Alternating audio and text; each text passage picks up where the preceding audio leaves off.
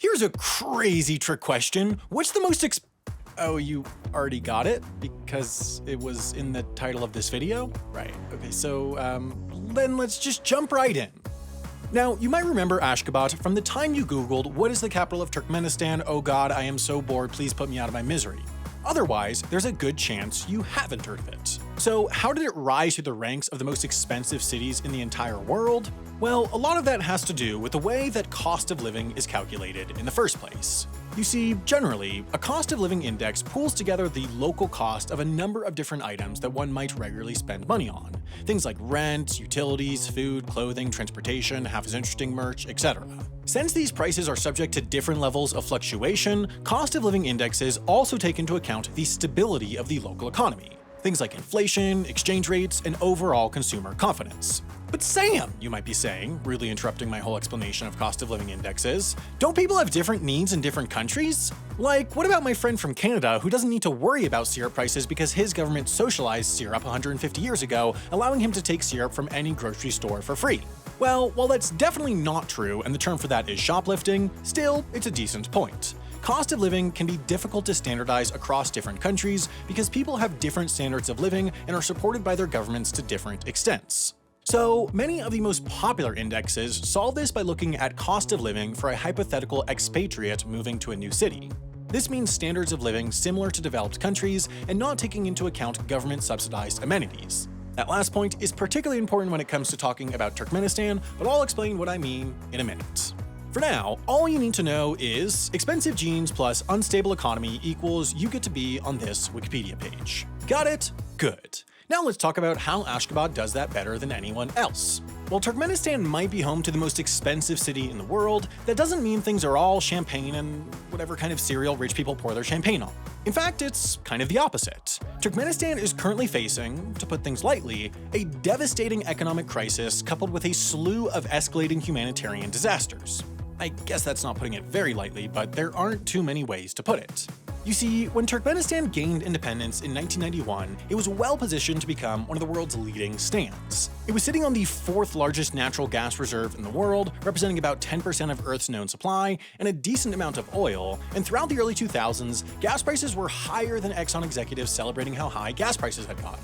The problem, though, is that for the 15 years of Turkmenistan's independence, all of that gas money was being managed by this guy, Saparmurat Niyazov. Niyazov was, to put things lightly, one of the most self-absorbed, unhinged, and despotic dictators to ever rule in Central Asia. Man, I'm really not good at putting things lightly. But basically, Niyazov wanted to rebuild Turkmenistan in his own image. He renamed January after himself and April after his mother, he banned dogs because he didn't like the smell, he banned smoking after he had to quit smoking himself, and he even put his cat in charge of their air force. That last fact was a joke, but the point is that you'd have believed it. Perhaps his most substantial project, though, was Ashgabat. While most of the country wallowed in widespread poverty, Niyazov spent huge chunks of Turkmenistan's revenue on renovating the country's capital, bulldozing residential neighborhoods, and replacing them with luxury marble high-rises that no one could afford to live in. This has left the center of the city virtually empty, serving more as a statement of national wealth than as a practical place to live.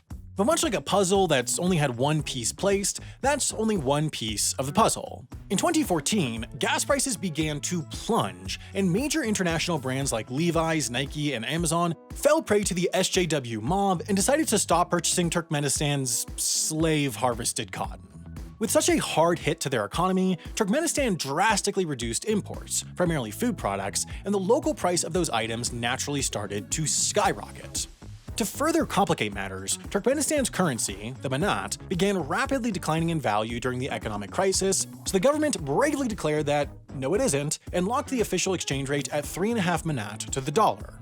While this might seem like it would fix the problem if you're a 4-year-old or a very corrupt 5-year-old, it turns out it just makes the problem worse. As the practical purchasing power of the manat began to decline even further, and the price of products in manat went up to compensate, the locked exchange rate meant that the inflated price of those products also inflated their official value.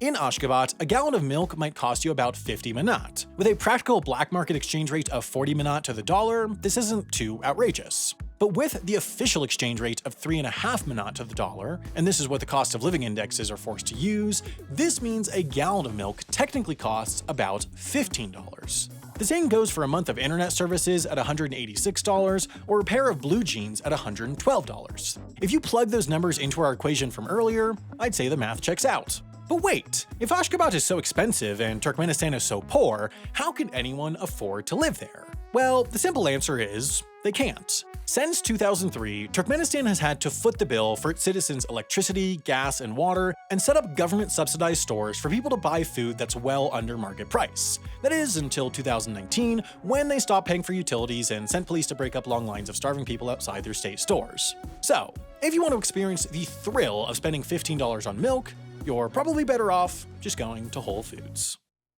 If, rather, you get a thrill out of spending $15 on something worth more than $15, then boy do I have something for you. So, Nebula, right? It's a streaming platform founded by myself and my creator friends, designed from the ground up to be the best home for our content, meaning no ads getting in the way or algorithms telling us what kind of videos we can make. Plus, the financial model means we can make big-budget Nebula originals. In fact, we filmed one for HAI last month, and it's in post-production right now. Of course, what makes this the best use of $15 ever is the CuriosityStream Nebula bundle deal. You head to curiositystream.com/HAI, sign up for any subscription, including the annual one on sale for about $15 a year, and you get free access to Nebula. That means you can watch anything from all your favorite Nebula creators, support these creators, and watch anything from CuriosityStream's massive catalog of non-fiction shows and documentaries, including Hot Roads, about the world's most dangerous roads and those that use them. All in all, this is well worth the $15 a year it'll cost you, so click the button on screen or head to curiositystream.com/HAI to sign up today.